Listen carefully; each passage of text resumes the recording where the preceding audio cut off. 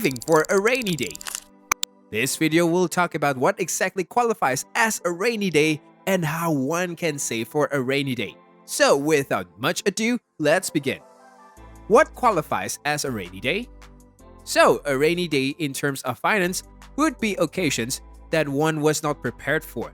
It can be termed as an expenditure that comes suddenly, like a surprise. It can be a sudden medical emergency, replacing electronic gadgets, or maybe a birthday party, sudden weddings, etc. So, on such occasions, having a fund totally reserved for these sudden purposes is known as a rainy day saving. How to save for a rainy day? Here are the various ways through which one can save for a rainy day. Keep it in the budget.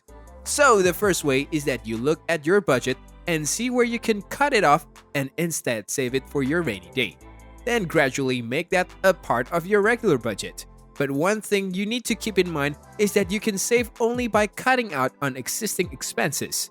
Open a dedicated rainy day savings account.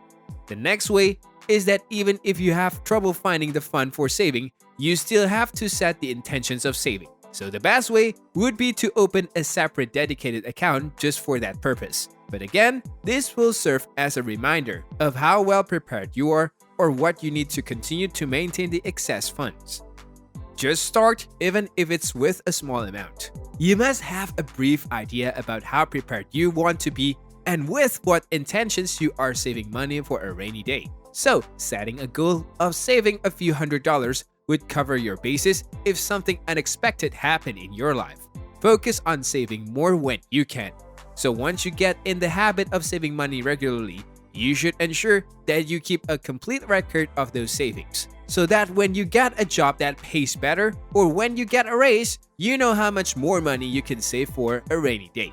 Also, if there's a life-changing decisions at bay, like moving out to a new house or starting a new business, then sure planning needs to be done on account of budget in general and saving for a rainy day in particular. No matter what, you need to keep in mind that no prescribed amount should be saved regularly for a rainy day. It is completely subjective and is highly determined by your specific needs and your income.